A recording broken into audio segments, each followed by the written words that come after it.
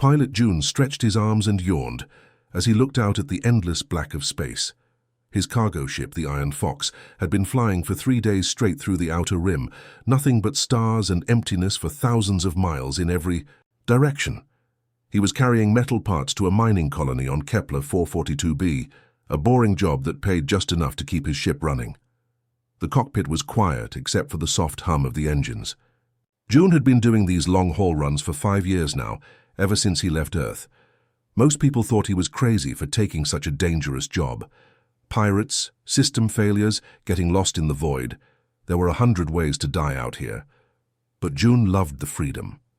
No boss breathing down his neck, no traffic jams, just him and the stars. He was drinking his morning coffee when the ship's computer started beeping. A red light flashed on his control panel. June frowned and checked the scanner. There was something out there about 2 million miles away. The computer was picking up some kind of signal. What the hell, June muttered, adjusting the controls. The signal was weak, but definitely artificial. Someone was broadcasting on an emergency frequency. He'd never heard anything like it before. The pattern was strange, almost musical. It definitely wasn't human. June's heart started beating faster. In all his years of flying, he'd never encountered aliens. Earth had made contact with a few species, but most humans never saw them. They kept to their own territories, and humans weren't exactly welcome in the fancy galactic community. Most aliens thought humans were primitive troublemakers. The smart thing to do was ignore the signal. June had strict orders to stay on course and deliver his cargo on time. Getting involved with alien problems was against company policy. Hell, it was against Terran Federation law. Humans weren't supposed to interfere in alien affairs. But something about the signal bothered him. It was definitely a distress call. Someone was in trouble out there. Back on Earth, June's grandfather had been a Coast Guard rescue pilot. He'd always told June that when someone needed help, you helped them. It didn't matter who they were or where they came from. June stared at the scanner display. The signal was getting weaker. Whatever was out there, it was running out of power. He could fly past, pretend he never heard it, and be at his destination in 2 days. Safe, simple, and boring. Or he could take a detour. June thought about his grandfather's words. He thought about whoever was broadcasting that signal, probably scared and alone in the darkness. He thought about the right thing to do. "Damn it," he said, and changed course. The Iron Fox turned toward the signal. June knew he was probably making a huge mistake. His company would be furious about the delay. The Federation might arrest him for breaking first contact protocols. But he couldn't just fly away and leave someone to die. As he got closer, June could see something on his long-range sensors. It looked like 2 ships, maybe 3. One was much larger than the others. The signal was coming from the big one. But the smaller ships were moving around it in attack patterns. June's mouth went dry. This wasn't just a mechanical failure or someone lost in space. This was a fight. And from the looks of it, the good guys were losing. June pushed his ship's engines harder as he got closer to the battle. What he saw made his blood run cold. 3 small, ugly ships were circling a much larger vessel like sharks around a wounded whale. The big ship was beautiful, all smooth curves and gleaming metal, but it was clearly in trouble. Sparks flew from holes in its hull, and one of its engine pods was completely dark. The attacking ships looked like nightmares. They were black and spiky, covered in what looked like weapons. June had heard stories about pirates in this part of space, but seeing them up close was different. These weren't just criminals looking for easy money. These ships were built for one thing: violence. "Jesus," June whispered, watching laser fire tear chunks off the bigger ship's armor. "What did I get myself into?" He tried calling on the standard frequencies. "This is Terran cargo vessel Iron Fox. Do you need assistance?"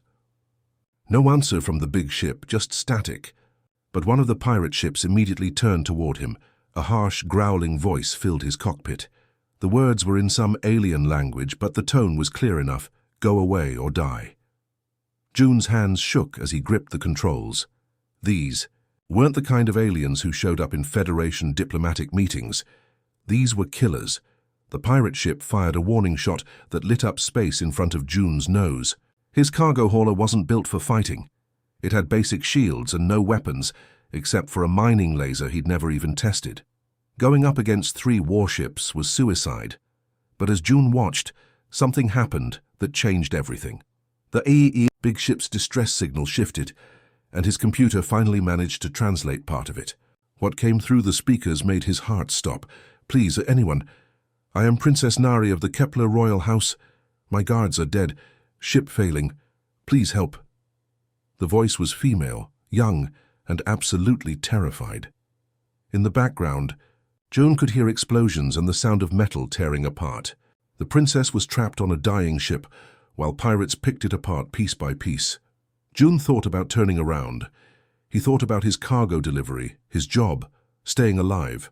Then he heard the princess scream as another blast rocked her ship. Her beautiful vessel was breaking apart, atmosphere venting into space through the cracks in its hull. The pirates were taking their time, enjoying the hunt. They could have destroyed the princess's ship already, but they were playing with her, probably planning to board and take her prisoner. June had heard what pirates did to prisoners, especially royal ones. The thought made him sick. One of the escort ships that had been protecting the princess was floating dead in space, its hull split open like a cracked egg. Bodies in fancy uniforms drifted among the wreckage. These had been professional soldiers, probably the best warriors her planet could provide. If they couldn't stop the pirates, what chance did one human cargo pilot have? But June couldn't just fly away. That scared voice calling for help could have been his sister, his friend, anyone he cared about. The fact that she was an alien princess didn't matter. She was someone's daughter, and she was going to die if nobody helped her. The largest pirate ship was moving in for the kill, its weapons charging with an evil red glow. In maybe 30 seconds, Princess Nari would be dead or worse. June made his choice. June slammed his engines to full power and aimed straight at the nearest pirate ship. His cargo hauler wasn't fast, but it was heavy. 50,000 tons of reinforced steel and titanium built to survive asteroid impacts. The pirates probably thought he was running away or trying to get a better angle to surrender. They were wrong. The first pirate ship was lining up for another shot at Princess Nari when June's ship smashed into its rear section at full speed. The impact threw June against his harness so hard he saw stars, but his ship's thick hull barely dented. The pirate vessel wasn't so lucky. Its thin armor crumpled like paper, and the ship spun out of control, trailing fire and debris. "What the hell was that?" June heard one of the other pirates shouting over the radio in broken Federation standard. "Crazy human just rammed Krek's ship." The other 2 pirate ships immediately turned toward June, their weapons glowing. He was already moving, using his ship's surprising agility to dodge the first wave of laser fire. Cargo haulers were built to navigate asteroid fields, and all those years of threading through space rocks had taught June how to make his big ship dance. But dancing wouldn't be enough. The pirates had real weapons and his shields were already taking a beating. June needed to think like a human, not like the aliens expected him to. That's when he remembered his cargo hold. June was carrying 10,000 metal pipes destined for a construction project. Each pipe was 20 feet long and solid steel. Ian opened the cargo bay doors and started dumping his load into space, using the ship's manipulator arms to launch the pipes like spears. The pirates had never seen anything like it. Their ships were designed to fight other warships with predictable weapons and tactics. Nobody had ever attacked them with construction materials. The first pipe smashed through a pirate ship's cockpit window. The second took out an engine. Within seconds, space around the battle was filled with spinning metal projectiles. "This human is insane," the pirates were screaming at each other. "He's throwing garbage at us." June grinned despite the terror coursing through his veins. Humans had been winning fights with improvised weapons since the dawn of time. While the aliens were trying to figure out what he was doing, he was already moving to phase 2 of his crazy plan. He fired up his mining laser, a tool designed to cut through asteroid rock, and began slicing chunks off the dead escort ship floating nearby. Each piece became another projectile. The pirates' computer systems couldn't track dozens of irregular chunks of metal spinning through space at different speeds. One pirate ship tried to ram him back, but June was ready. He'd noticed that alien ships were built for elegance and efficiency. They had smooth hulls and careful designs. His ugly cargo hauler was built like a brick house, with armor plating and redundant systems everywhere. When the pirate ship hit him, June absorbed the impact and grabbed onto the enemy vessel with his loading clamps. The pirate pilot panicked, firing his engines at full power to break free. But that just meant both ships went spinning through the debris field June had created. The pirate ship's pretty hull couldn't handle bouncing off chunks of metal at high speed. It started coming apart, pieces flying off with each impact. Finally, the pilot ejected in an escape pod, leaving his destroyed ship behind. The last pirate took one look at the wreckage around him and decided he'd had enough. His ship turned and ran, disappearing into hyperspace. June sat in his pilot seat, breathing hard and shaking from adrenaline. Somehow he'd won. June's hands were still shaking as he maneuvered his battered cargo ship toward Princess Nari's vessel. Up close, the damage looked even worse. The beautiful royal ship had holes punched through its hull, and atmosphere was still leaking out in thin streams of frozen gas. Emergency lights flickered weakly through the cracks. "Princess Nari, this is the human pilot who helped you," June called over the radio. "I'm coming aboard to get you out of there." Silence. Then a weak voice answered, "Human? You saved me? But why?" "Because you needed help," June said simply. He didn't know how to explain it better than that. June suited up in his emergency gear and crossed to the damaged ship through an airlock that was barely holding together. The inside was a mess. Elegant corridors were filled with smoke and debris. Beautiful artwork and tapestries were torn and burned. Bodies of the royal guards lay where they had fallen, their ornate armor no match for pirate weapons. He found Princess Nari in what looked like the ship's command center. She was slumped against a wall, clutching her left arm. Her skin was pale blue, and her large eyes were the color of deep ocean water. She was definitely not human, but she was clearly in pain and scared out of her mind. When she saw June approaching in his bulky spacesuit, she tried to back away. "Stay back. I know what humans do to prisoners." "Hey, easy," June said, holding up his hands. "I'm not here to hurt you, I'm here to help." He slowly removed his helmet so she could see his face.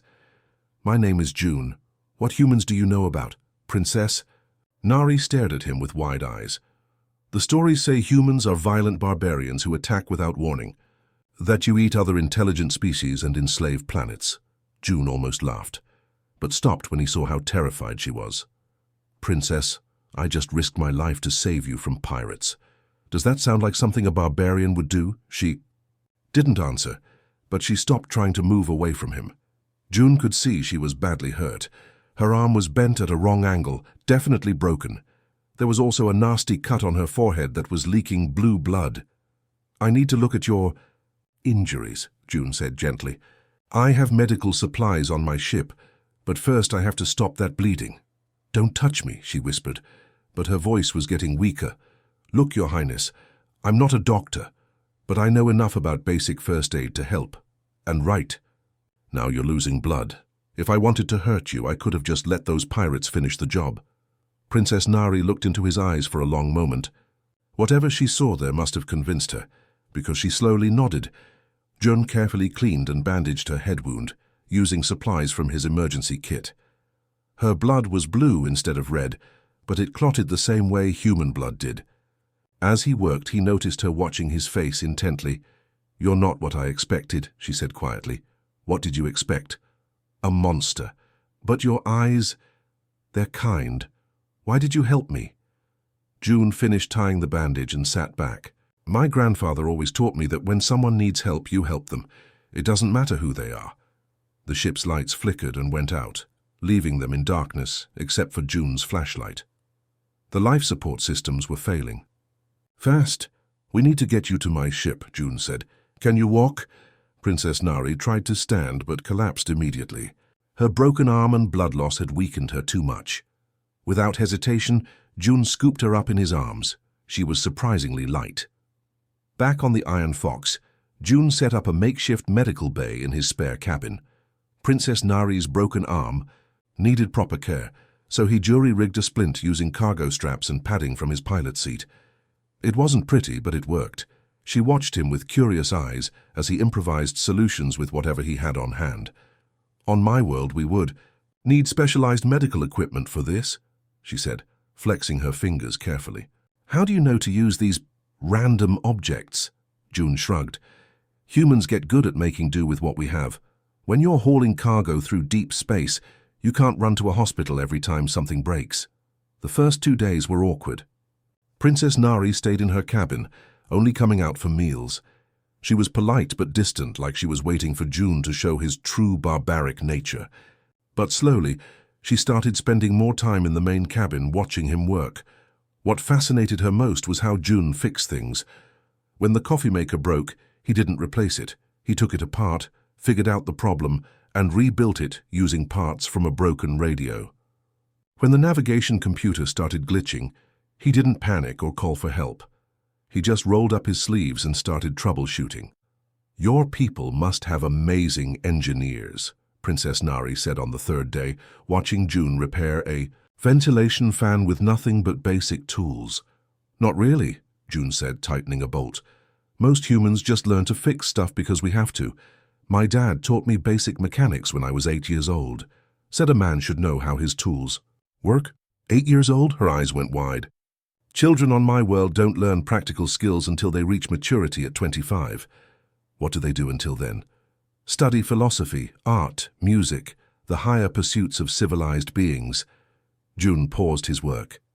That sounds nice, but what happens when something breaks and there's no adult around to fix it? Princess Nari didn't have an answer for that. On the 4th day, she finally opened up about why the pirates had attacked her. I was on a secret diplomatic mission, she said quietly. The Hegemony Alliance is planning to invade 3 neutral systems next month. Millions of innocent people will die unless someone stops them. And you were trying to stop a war all by yourself? June asked. I was carrying proof of their plans to the Galactic Council, evidence that could prevent the invasion. Her voice broke. But the pirates destroyed everything. The data crystals, the documents, all of it. Now those people are going to die, and it's my fault for failing. June set down his wrench and looked at her. You didn't fail, you tried to do the right thing even though it was dangerous. That takes guts. Guts? Courage. Bravery. My language has lots of words for it. Princess Nari managed a small smile. Your language is strange. So many words for simple concepts. Maybe because humans need lots of different ways to describe courage. We use it a lot. Over the next few days, Princess Nari shared stories about her world, a place of crystal cities and floating gardens, where art and beauty were valued above all else. June told her about Earth, with its messy cities and diverse cultures, where people worked hard and looked out for each other. Your world sounds chaotic, she said. It is, June admitted. But that chaos makes us strong. When everything's constantly changing, you learn to adapt. By the end of the week, Princess Nari was helping June with repairs, learning to use human tools and think like a human engineer. Her noble hands got dirty with grease and metal shavings, but she didn't seem to mind. I think I understand now, she said as her homeworld appeared on the view screen. Humans aren't barbarians, you're survivors. The Keth homeworld was unlike anything June had ever seen. Crystal spires reached toward the clouds, connected by bridges that seemed to float in mid-air. Gardens of impossible colors cascaded down the sides of buildings, and the air itself seemed to shimmer with some kind of energy. It was beautiful but also intimidating as hell. I've never seen a human ship in our space before, Princess Nari said quietly as they approached the capital city's landing platform. My people are going to be surprised. That was putting it mildly. As soon as the Iron Fox touched down, they were surrounded by Keth soldiers in gleaming armor. Their weapons weren't pointed at June, but they weren't exactly welcoming either. The soldiers' blue skin and large eyes made them look elegant and otherworldly, but their suspicious expressions were universal. Stay close to me, Princess Nari whispered, and try not to look threatening. June almost laughed. He was wearing his cleanest jumpsuit and had scrubbed the grease from under his fingernails, but he still looked like what he was, a working-class cargo pilot. Next to these refined aliens, He felt like a caveman at a fancy dinner party. The palace was even more impressive than the city. Walls of translucent stone let in colored light that danced across floors made of what looked like polished starlight. Keth nobles in flowing robes stopped their conversations to stare as June walked past. Some looked curious, others disgusted, and a few seemed genuinely afraid. "Is that really a human?" he heard one whisper. "I thought they were taller," said another. "Look how crude his clothing is, like animal skins." June tried to ignore the comments, but it was hard. He'd known humans weren't popular in galactic society, but experiencing the prejudice firsthand was different. These people looked at him like he was some kind of dangerous beast, barely pretending to be civilized. The throne room was massive, with a ceiling that seemed to stretch up forever. Emperor Tamin sat on a throne carved from a single enormous crystal, wearing robes that shifted color like oil on water. He was older than Princess Nari, with silver markings around his eyes that spoke of wisdom and authority. When Princess Nari knelt before her father, June wasn't sure what to do. Bowing seemed wrong. He was a free citizen of Earth, not a subject, but standing while she knelt felt disrespectful. In the end, he settled for a respectful nod. Emperor Tamin's eyes fixed on June like laser beams. "So this is the human who rescued my daughter?" "Yes, Your Majesty," Princess Nari said, rising. "Father, I need to tell you what really happened out there." What followed was the most surreal 15 minutes of June's life. Princess Nari described the pirate attack, but she focused on June's actions, how he'd risked his life for a stranger, how he'd improvised weapons and tactics that confused trained fighters, how he'd cared for her injuries with gentleness and skill. "He had nothing to gain and everything to lose," she said. "He could have ignored my distress call and continued safely to his destination. Instead, he chose to help someone he'd never met, from a species he'd never encountered." The court murmured among themselves. June could see the surprise on their faces. This wasn't the story they'd expected to hear about a human. "Furthermore," Princess Nari continued, "during our journey home, I learned that humans are not the barbarians. We've been told they are. They are resourceful, compassionate, and brave. This man treated me with more respect and kindness than many of our own nobles have shown." Emperor Tamin leaned forward on his throne. "You speak highly of this human's character, daughter, but one individual does not represent an entire species." "With respect, Father," Princess Nari said firmly, "isn't that exactly what we've been doing? Judging all humans based on rumors and prejudice rather than facts?" The throne room fell silent. "Emperor." Tamin stood up from his crystal throne, and the entire court fell silent. June had never felt so small in his life. Here he was, a simple cargo pilot in work clothes, standing before one of the most powerful rulers in the galaxy. The Emperor's eyes seemed to look right through him, weighing and measuring everything about his character. "Human," the Emperor said, his voice echoing through the vast throne room. "Step forward."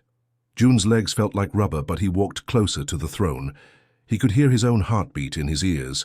Around him, hundreds of Keth nobles watched with expressions ranging from curiosity to outright hostility. Some were whispering behind their hands, probably wondering why their emperor was wasting time on a primitive human.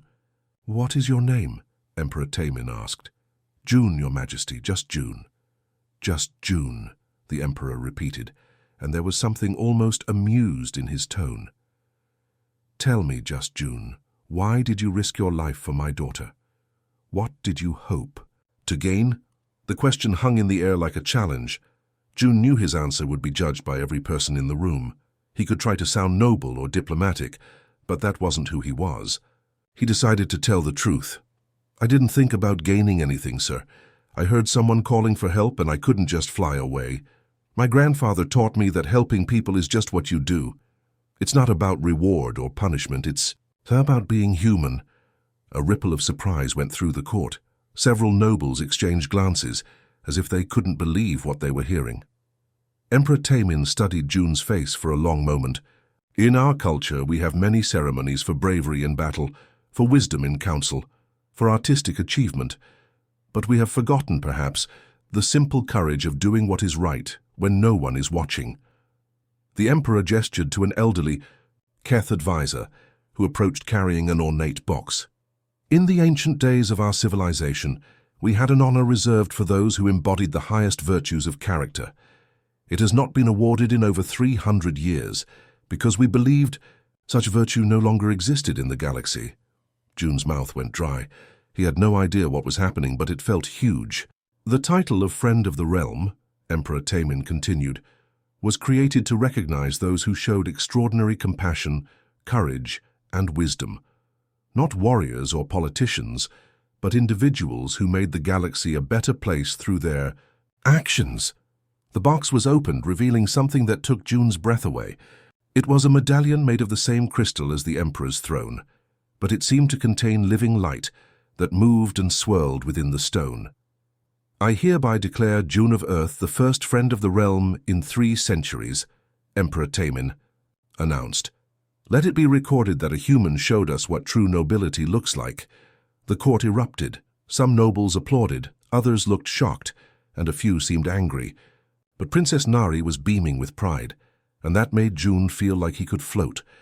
As the Emperor placed the medallion around June's neck, he leaned close and whispered, "You have done more for human-Keth relations in 1 week than our diplomats have achieved in 50 years. The medallion felt warm against June's chest, and somehow he knew it was more than just a piece of jewelry. It was a symbol that would change how the galaxy saw humanity. Over the following days, news of the ceremony spread across Keth space and beyond. The story grew in the telling, how a simple human cargo pilot had defeated pirates, saved a princess, and earned the highest honor in Keth society. Other alien species began to reconsider their opinions about humans. "You've started something," Princess Nari told him as he prepared to leave. "The galaxy is talking about humans differently now." The night before June was supposed to leave, Princess Nari came to his quarters in the palace guest wing. She looked nervous, which was strange for someone who'd faced down pirates and political intrigue. In her hands, she carried a small wooden box that seemed to pulse with its own inner light. "I have something for you," she said, settling into the chair across from his bed. "But first I need to tell you a story that very few people know." June set down the book he'd been reading, a guide to Keth culture that was making his head spin. "I'm listening. Long ago, before any of our current civilizations existed, there was a race called the Ancients. They built incredible things, cities that floated between stars, machines that could heal any injury, ships that traveled faster than light without engines. Then one day, they just disappeared. What happened to them?" Princess Nari shrugged. "Nobody knows. Some say they evolved beyond physical form. Others think they destroyed themselves in a great war. But they left things behind, hidden caches scattered across the galaxy, filled with technology we can barely understand." She opened the wooden box, revealing a crystal pendant about the size of a coin. It was similar to the medallion Emperor Tamin had given him, but this one was different, older somehow, with depths that seemed to go on forever. "This has been in my family for generations," Princess Nari said. "It's not just a pretty stone, it's a map." June leaned forward. "A map to what?" "To the ancient caches, star charts showing sectors of space that aren't on any modern navigation system, coordinates to worlds that officially don't exist." She held up the pendant, and its light cast dancing shadows on the walls. "My ancestors found this floating in space near a dead star. They never figured out how to use it properly." "And, you think I can?" "I think humans might be the key," Princess Nari said. "The Ancients' technology doesn't respond to logical, systematic approaches. It seems to work on intuition, creativity, the ability to think outside established patterns. Sound familiar?" June remembered how he'd defeated the pirates, not through superior firepower or tactics, but by doing things no sane military mind would consider. Ramming ships, throwing cargo, using debris as weapons. It had worked because it was completely unpredictable. "Why are you giving this to me?" he asked. Princess Nari smiled. "Because you saved my life without asking for anything in return. Because you showed me that the galaxy is bigger and more wonderful than I ever imagined. And because—" She paused, looking almost embarrassed. "Because I think humans are going to need every advantage they can get." "What do you mean?" "The galactic community is changing. The old powers are growing desperate, more willing to use force to maintain control. Humans are newcomers with strange ideas about freedom and individual rights. That makes you dangerous to people who profit from the current system. June took the pendant, feeling its warmth in his palm. It was heavier than it looked, as if it contained more than just crystal and light. There's something else, Princess Nari said. This pendant carries my personal seal. Any Keth citizen or ally who sees it will know you're under my protection. That includes trading rights, safe passage, and diplomatic immunity throughout our space. Princess, I can't accept this. It's too much. You can and you will, she said firmly. Do you know what you've given me? Hope.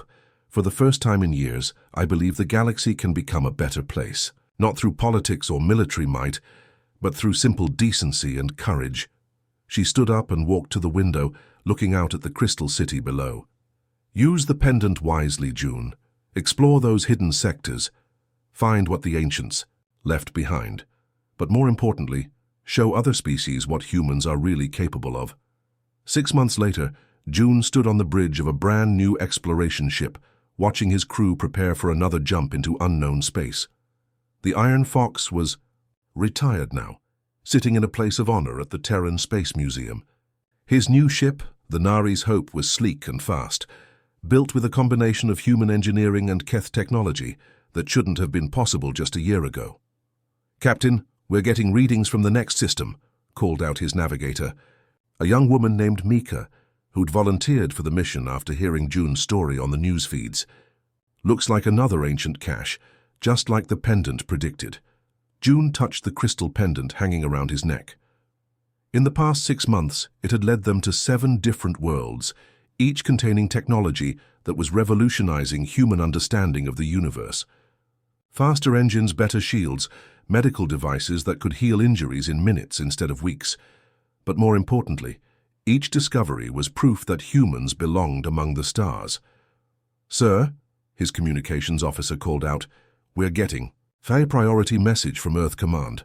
The holographic display flickered to life, showing Admiral Rodriguez, the head of Terran Space Operations. She was smiling, which was unusual for someone known for her serious demeanor. June, I wanted to give you the news personally, she said.